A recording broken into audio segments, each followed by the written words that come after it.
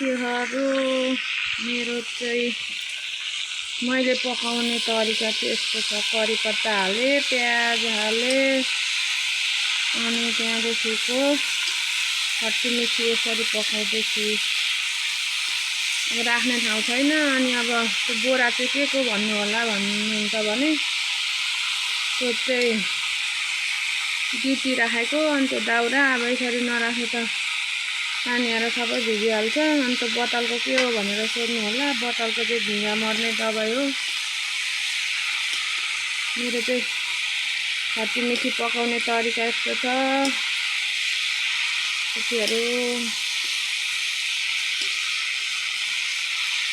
अनि अब यसलाई पकाउन त ग्यासमा त अब थोरै किन पकाउनु पर्दैन है, मजाले पकाउनु पर्यो। अनि यो पकाउँदा त निकै ग्यास चाहिन्छ, त्यही भएर मैले चट्ट आज आगो बालेको। पानी परेको भएर जाडो जाडो छ, आगो पनि ताप्न हुन्छ भनेर मैले त्यही भएर आगोमा पकाएको। आज पानी परेर जाडो जाडो भइरहेछ क्या।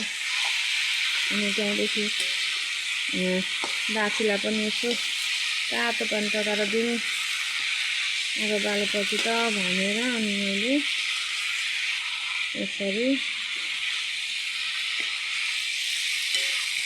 अचार पकाउँदैछु। खट्टीमिठी पकाउँदैछु है साथीहरू। खट्टीमिठी पाक्न आँटो आँट्दै त्यो पनि पाकेको खाइयो। अनि अलिअलि कट्मिरो थियो, त्यही भएर मैले यो खट्टीमिठी पकाएको एक कम्ती। मेरो बहिनीहरूले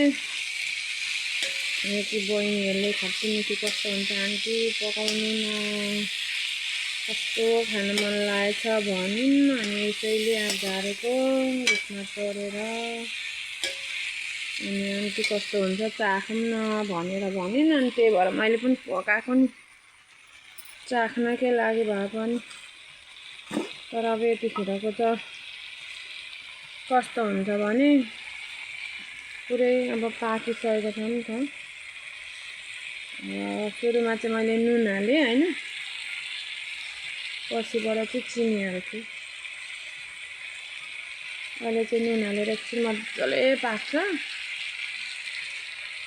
नुन र चिनी ग्यास बराबरी हुनु पर्यो।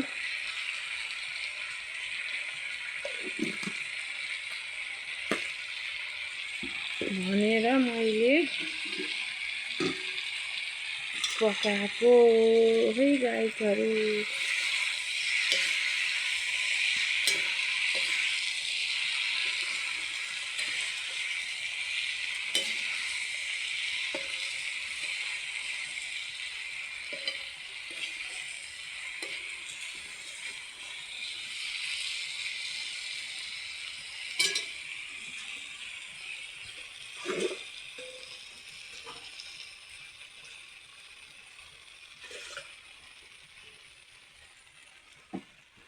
पकाएको है साथीहरू, पकाएको।